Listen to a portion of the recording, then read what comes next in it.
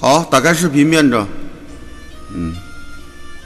刚才我听了你讲许多话，蒲志强，现在我们还是好朋友，他不会像你这样来表达这种方式。我们89年之后，绝大多数的同学在国内被抓捕，极少数费尽千辛万苦才逃到国外。而香港所谓透过黄雀计划，一个我们爱国的华侨，只是救出了少数的人，总体人数都没有超过100人，包括王丹都是被抓捕的。而我是大腿在天安门广场被打碎，送到同仁医院第40天的时候被举报和抓捕的。我想问你，小右手，你口口声说北京的孩子都很聪明，我想说有京油子，更确切的说是北京的父母就在孩子旁边，许多父母不让自己的孩子出去，但是我们看到更多的北京的父母被打死在各个路口。6次之后确定的死亡数字有很多种，我们就按照我党红十字会的会长89年的会长在香港出的一本书，有800多人，这里面绝大多数都是北京人。你说没有北京的孩子？天安门母亲丁子霖的孩子不是北京的孩子吗？张贤龄的孩子不是北京人的孩子吗？那里有一堆，如果你想要，我可以一个一个给你。好，我可以不用那个词。23年前，北京人很有种。对有种的北京人，你操着这样的普通话讲，合适吗？同样的，我一直说过，以史为鉴可以知兴替，以人为鉴可以知得失。一些人从未认真的了解这段历史，这个字在这里都是被屏蔽的，这段历史都被封锁的。你知道什么？你不过是作为一个屁民，看看中央电视台了解的。谈到四君子，所谓的，在我在巴黎2008年11月20号取出子弹的时候，刘晓波就给我打来电话，我们的联系更多。他不会有你这样的底气，也不会像你这样去说。对那段历史，他每天都很痛。当他获得诺贝尔和平奖的说，这是给死难者的。你不要羞辱我们北京人，我们北京人过去国民党来了也是欢迎，军阀来了也是欢迎，日本来都是欢迎的，解放大军来也欢迎的，就是23年前他们没欢迎。北京人那么有刚有种，别跟我这儿用砍这个词，你说的话可能在那个国度给当成屁民，我这2个字说的话却不一样。突破封锁看一看，不用突破封锁看看巴黎等于张那2个字。我们每一个人的名字，我要念他们的名字，活下来的对他们来说都很沉重，都需要封闭。不要那么评价我们北京人好吗？没有意义。我不知道你是不是北京人。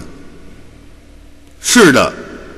你跟23年前我党的一位宣传员说的一样，全北京人那么多，走到广场有多少？全中国人那么多，站出来有多少？有一个统计，当15%的一个国家15%的人站出来的时候，就代表全部了。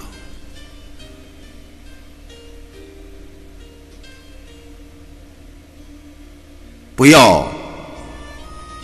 再用谎言编织谎言。如果很多时候自己不知道，自己琢磨一下，当那年镇压之后，死了那么多人，伤了那么多人，那么多人被关进监狱里，你所看到的，你提的那个名字，主动策划另外3个人到中央电视台说没有死人，我没有看见死人，我张健活着，今天活下来就是见证死了人。我们一车4个人去了同仁医院，只有我一人活了。我走的时候是凌晨3点半以前。我们后来统计了许多数字，在那片广场上死的人都是谁是谁。你想要，我可以给你。那人死了，家属还在，他也愿意跟你交流。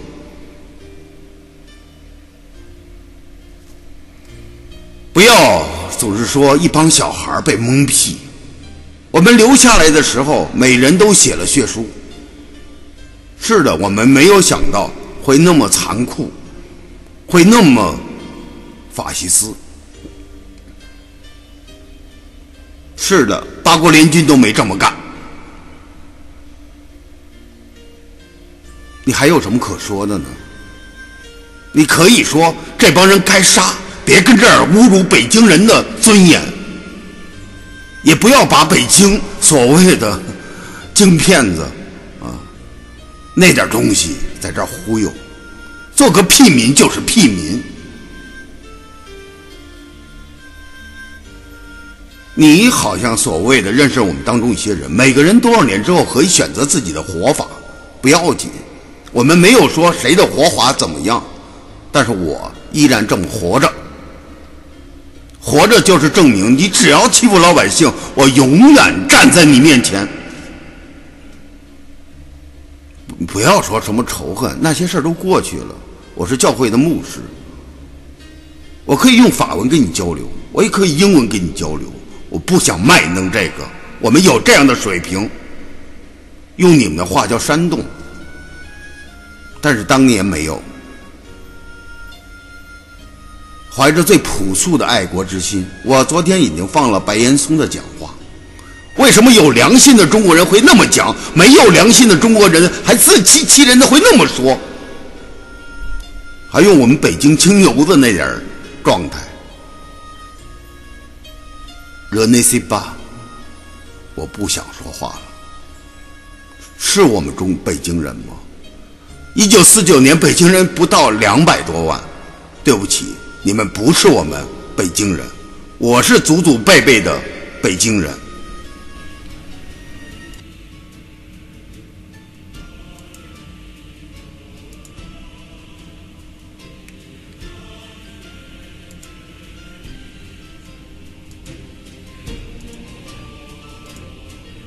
中国民主革命的大时代，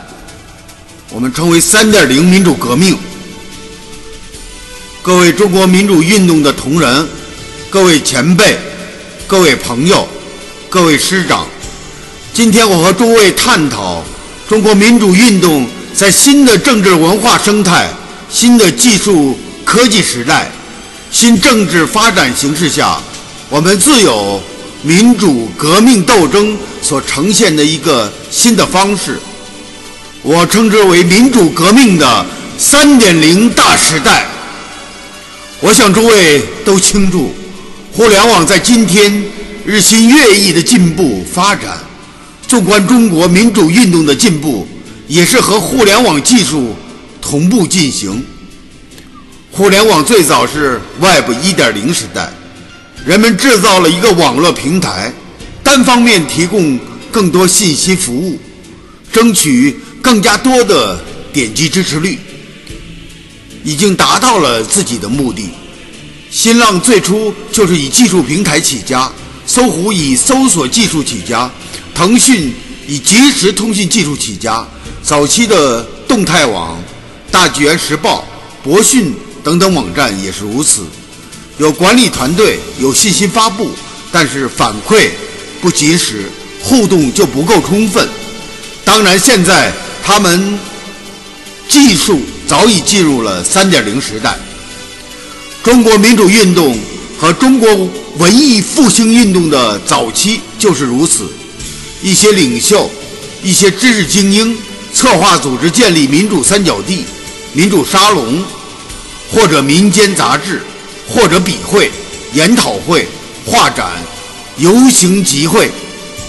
抗议绝食等方式，表达自己的诉求，争取自己的权益。无论是贴大字报、小字报，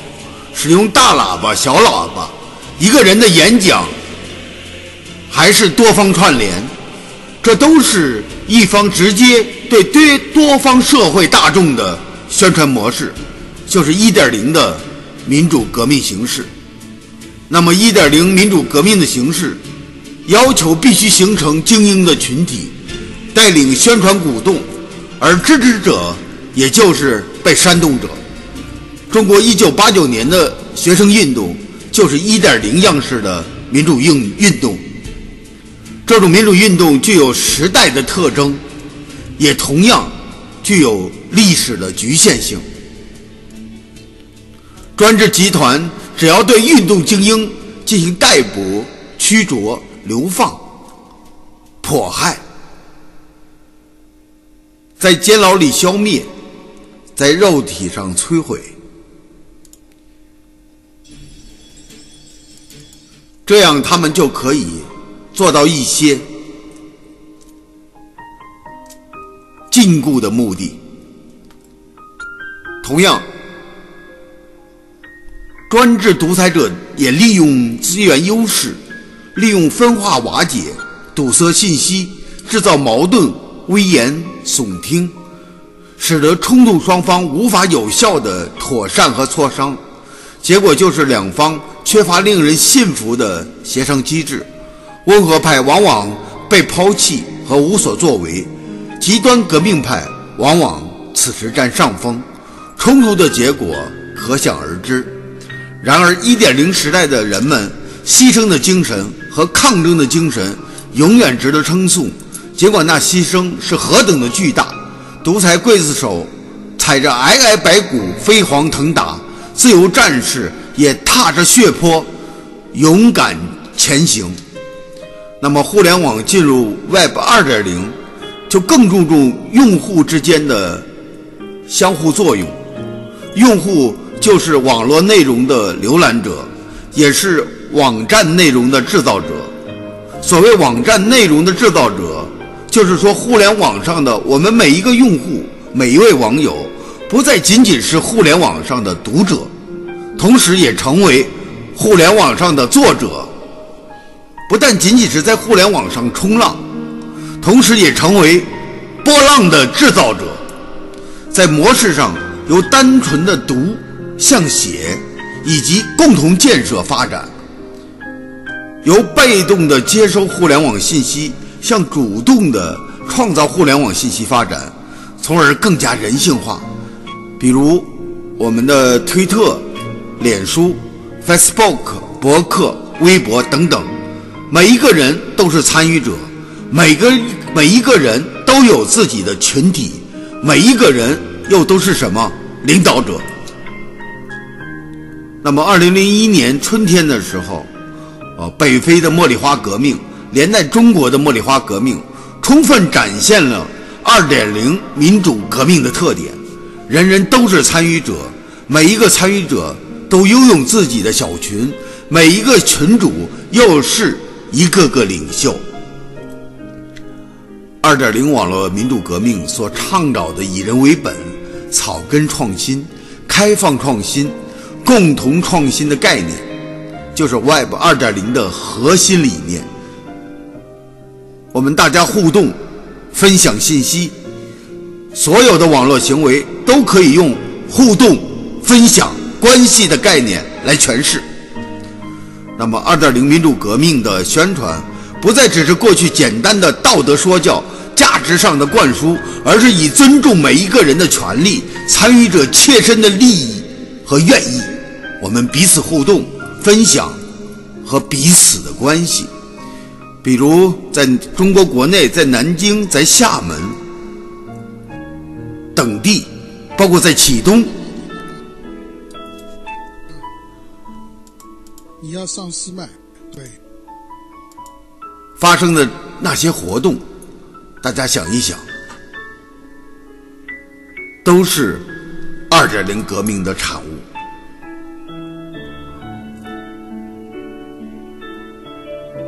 2.0 民主革命的宣传不再是过去简单的道德说教，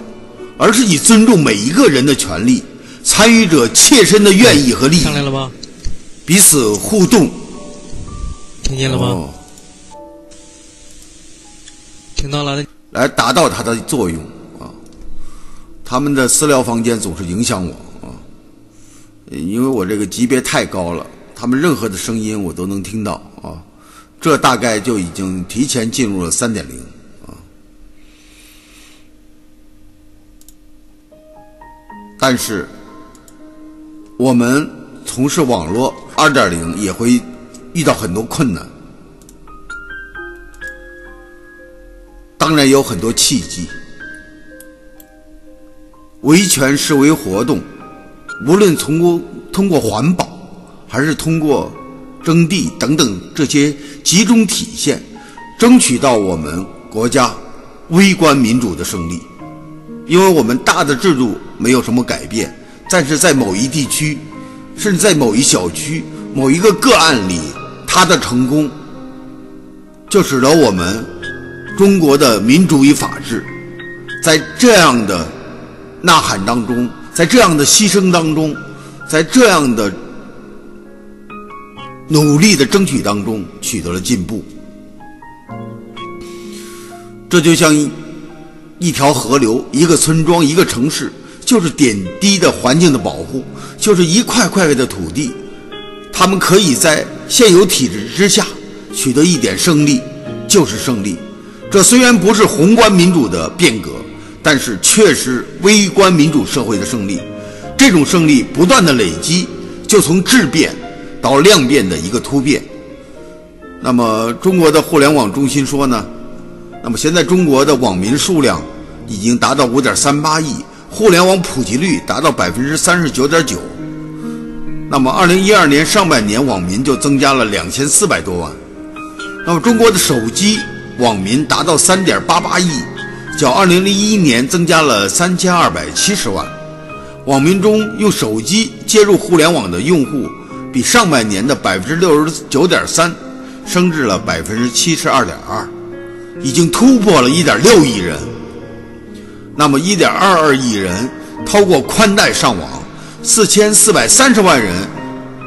则以手机终端上网。那么这里我们值得提出的是，城市网民的数量远高于农村网民，存在着巨大的这个鸿沟。但是这些数据恰恰说明了互联网的发展。那么中国民主革命也由之进入了互联网的 Web 3.0 时代。第一就是及时性，中国乃至世界各地民主维权信息第一时间传递到所有期望到达的目标。中国海内外民主力量就是透过互联网等一系列多维多渠道的技术支持，直接作用到具体的中国民主运动当中去，而且立刻见到效果。原因是现代互联网的融合性。我们民主革命现在不只是通过计算机电脑，还通过固定电话、移动电话、PC、IPTV、卫星电视、数字系统、其他智能终端，我们用音频、视频、数据、跨平台、多方信息交流的融合服务，可以采取破网软件、代理服务器、即时下载、远程放送多种方式突破中共的互联网封锁，即时互动的用户体验，新时代民主完全个性的定制服务呈现。比如说我们今天这个齐乐社区，它就是一个定制性的服务，我们的房间更具有定制性的特点。那么每一个网络使用者，我们可以自己主导我们的信息服务。那么我们这个 Web 3.0 这个民主革命时代啊，就催生出一个新的王国。这个王国呢，不再以过去地域和疆界进行划分，而是以兴趣、语言、主题、职业、专业进行这个聚集和管理的王国。你有机会打造出一个新的互联网王国，而成为一个国王，有可能在互联网王国的民主竞选中成为网络总统，组建网络会议。那么我们坚信，只有互联网有效的集结，才有机会在现实当中坚强的出现。Web 3.0 民主革命的另外一个特点是什么呢？就是今天我们在 3.0 的时代，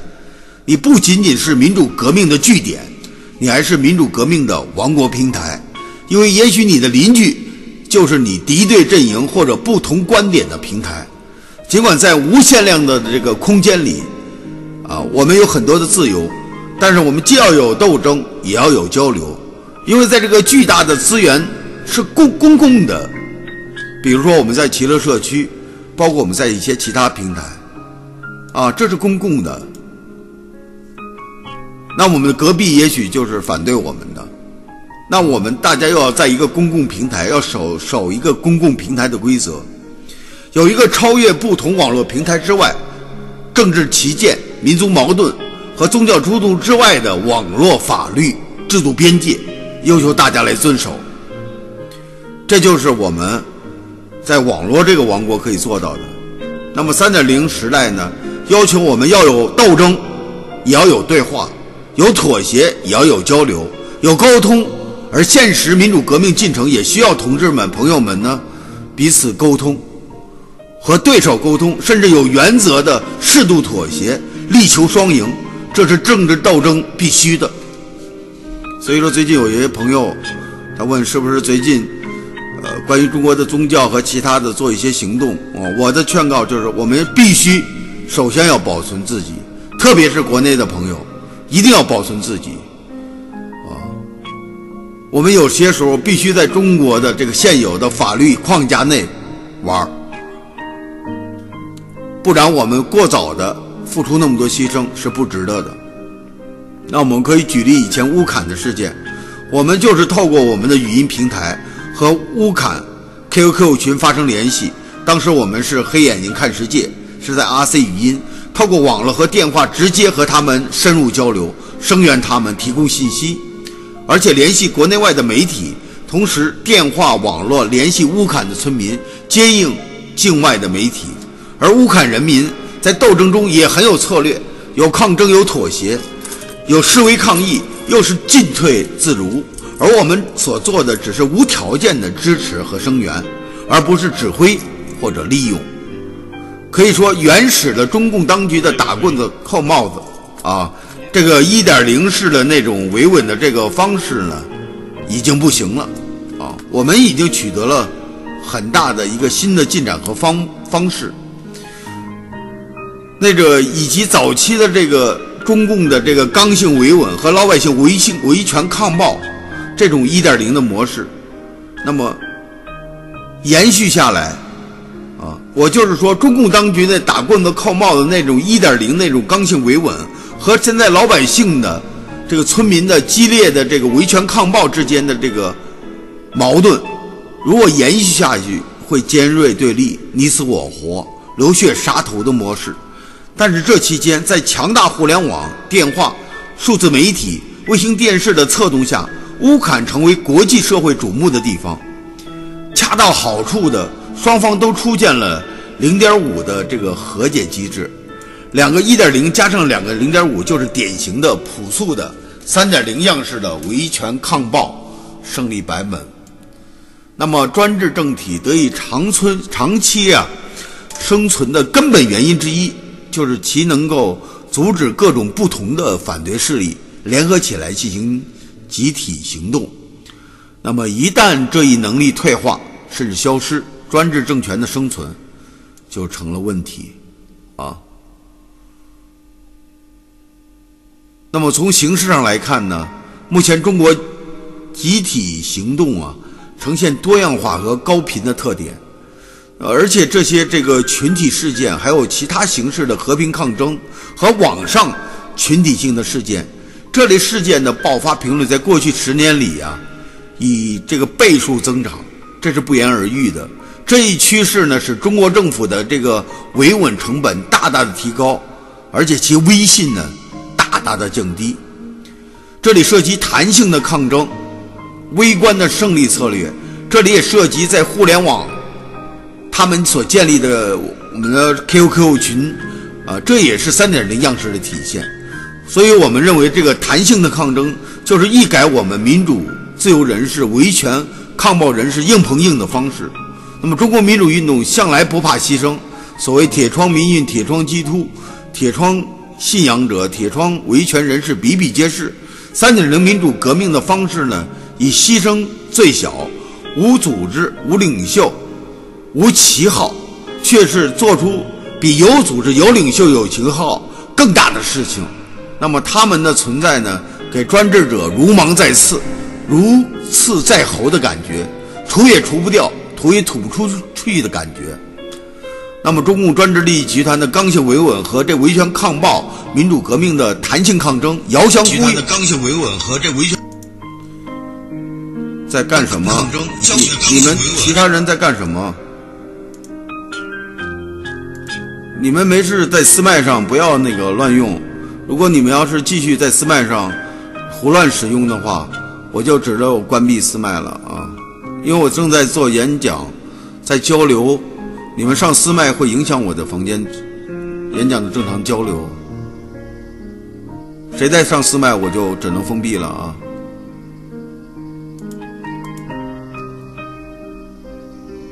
那么呢，我们网络民主交流语音平台许多年前就在做这件事情，我们使用中国的这个语音软件，最早在雅虎、碧聊、新浪、UC、Skypecast、ParkTalk、YY 和 iSpeak、呱呱视频、台湾的 RC 语音等众多国内外软件，最后就是台湾的 RC 语音平台。喂，能听见吗？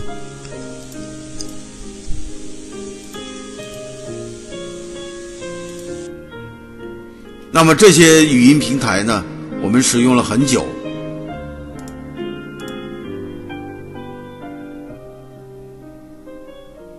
这里还有最近我们有一个台湾的软件啊。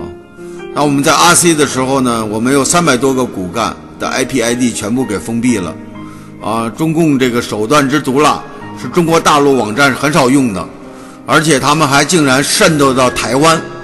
有人说今天中华民国没有灭亡，我看从网络来说灭亡了，没有灭亡吗？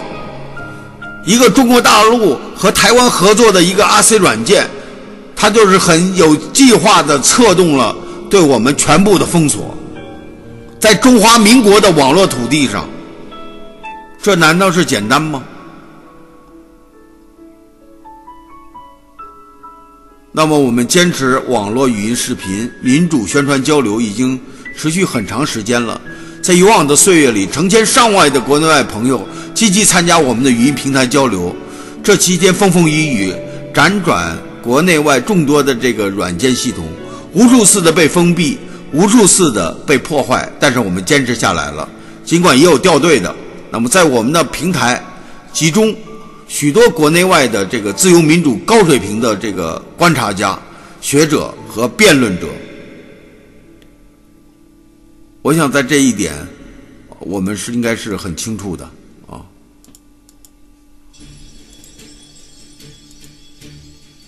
那么我们使用语音平台现场转播过瑞士联合国人权委员会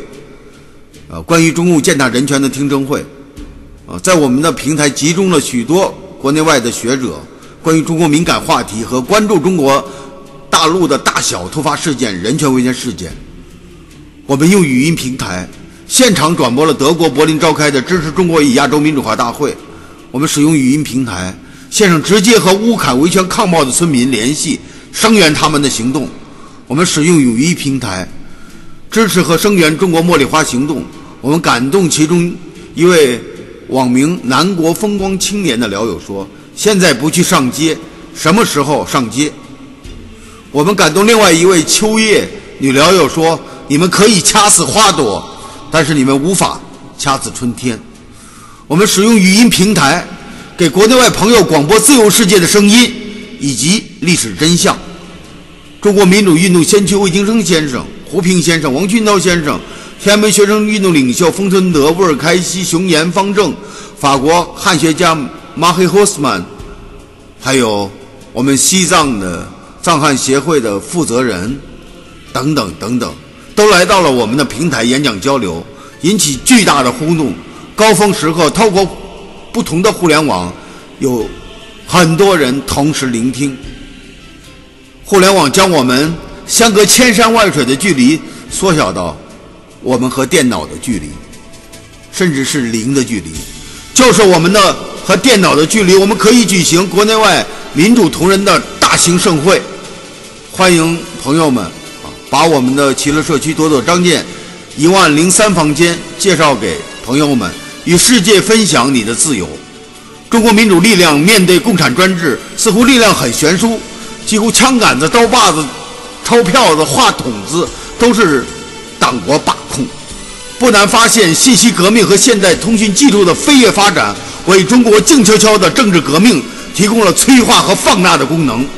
由于信息革命和现代通讯技术已成为中国政治和社会生活中比较少的一部分，而且很难想象有政权、有勇气和有能力使中共回到一个信息封闭的环境中。中国静悄悄的政治革命的各个组成部分在今后会释放出更大的能量和相互作用。但是我们的语言文字所具有巨大的潜能、无尽的力量。我们秉持事实是神圣的、评论是自由的原则，共和和真理的子弹，普世价值的宝剑，如同千军万马飞向专制独裁者的老巢心脏。党国专制者痴心妄想，妄图阻挡自由民主大潮，那才是螳臂挡车。历史已经证明他们必然失败。我们知道中共专制者谎言暴力后面虚弱的内心，他们害怕正在觉醒的中国人民的唾沫会淹死他们。我们在长期的网络交流民主实践中积累了丰富的经验，建立了坚强和具有奉献服务精神的团队。他们的默默奉献给网友留下了深刻的印象。我张健作为一个流亡巴黎的6次学生，我十分荣幸透过互联网认识这些国内外的朋友们。他们既是虚拟网络的，也是活生生的、有尊严的、渴望自由民主的、具有独立人格的人。他们的鼓励、支持、帮助、劝勉，使我们有莫大的动力。特别是看见许多青年人走到我们当中，勇敢的发言，积极的求索，不断的给我私下去信，探讨正义、真理和良知。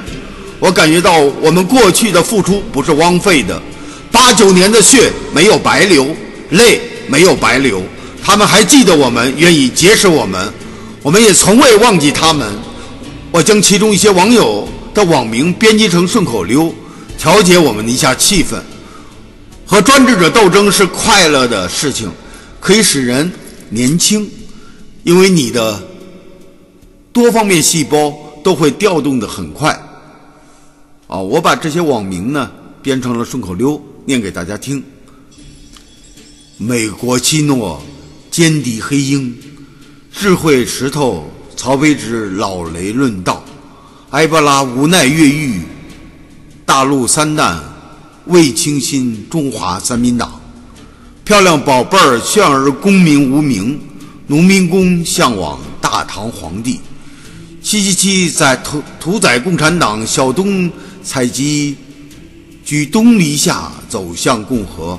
马总统淡定，凤丝江小舞，原来如此，他拒绝遗忘。游戏地球，车模韩寒，刘平会秦维权是道法自然。文武思考题，江南剑客，老 K 梁山，聚义时代精神。潇湘草民呐喊菩提树下，谢民玉笛公子，今又重阳。我们在和网络五毛网警的战斗逐渐成长，不断进步。澳洲五毛局长不敢苟同，脱毛江南，疯狗万达遁形，东方司马刚砸缸，小司凤王李俊，民国范儿上海德纲。小辣椒银湖，郭一百替母联邦，共产专制者的专制破庙已经摇摇欲坠，什么时候倒塌只是时间的问题。也许偶然一只飞鸟轻轻溅落的鸟粪滴到了那个将欲倒塌的房上，它就轰然倒塌了。所谓天时地利人和，上天要灭专制利益集团，这是人神共愤。中国这些年来共产专制者制造的人祸和匹配的史无前例的天灾几乎成正比，这就是一切专制国家灭亡的直接原因。在所有可以有自由声音的国内外网站，都有我们自由的民主斗士的和自由精英和专制者战斗着。有我们在的地方，那些五毛网的只剩下咬牙切齿和气急败坏，因为这个腐败没落的专制机器辩护实在是有难度，使用这块专制抹布抹嘴总是不会有好味道。所以在每一片自由的网络舆论的阵地上，每一片阳光下，他们总是失败，因为为专制黑暗利益集团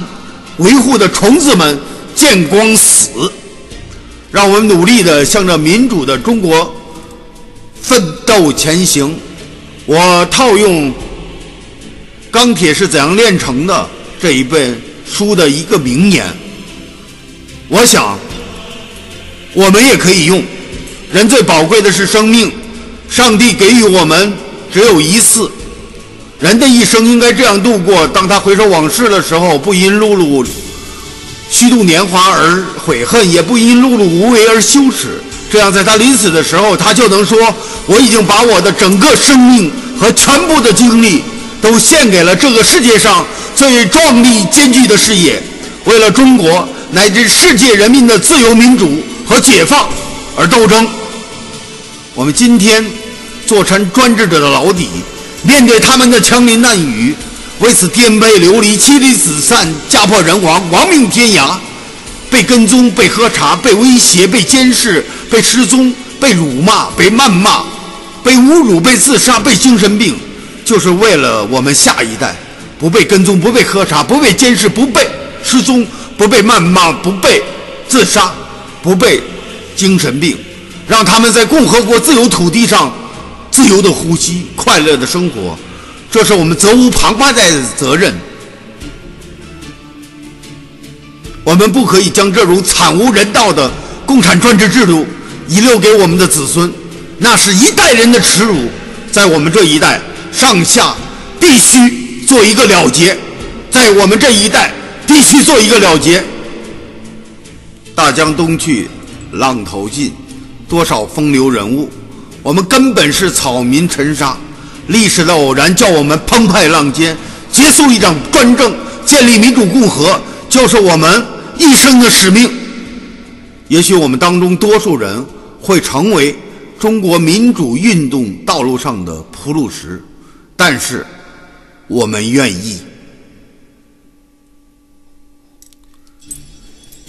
假如有什么遗憾，我们唯一遗憾的就是此生只有一次生命，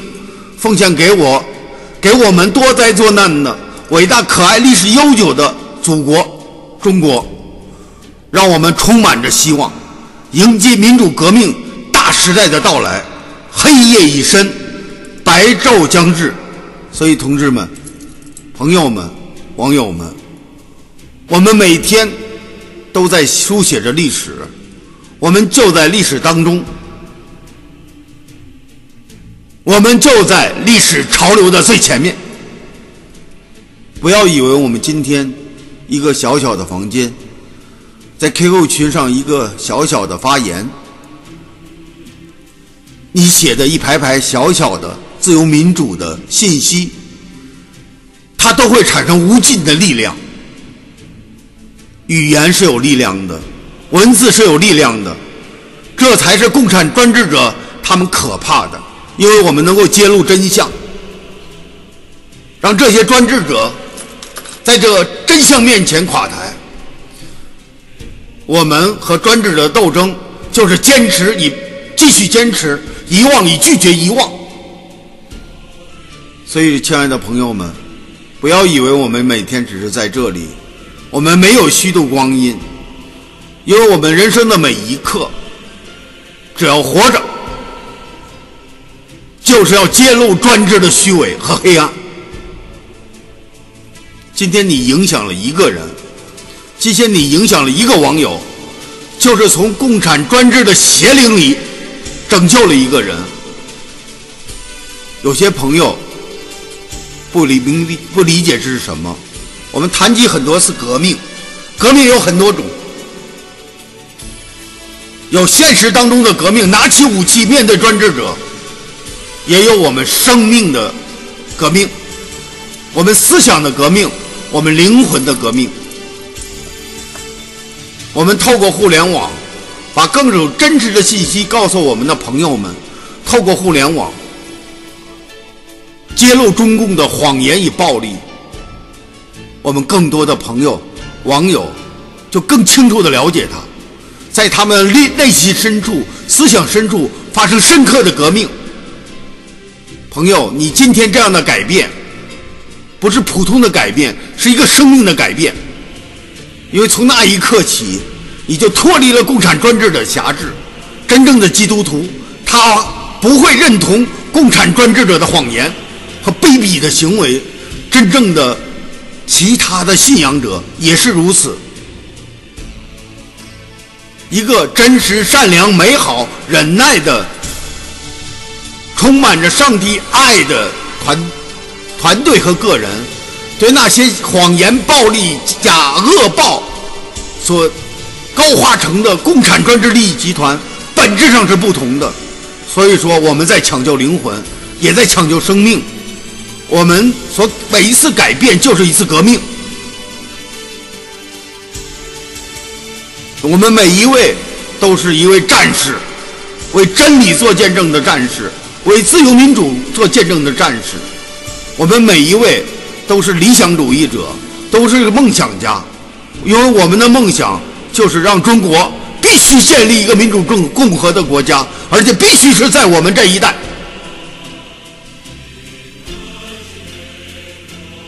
所以说，亲爱的朋友，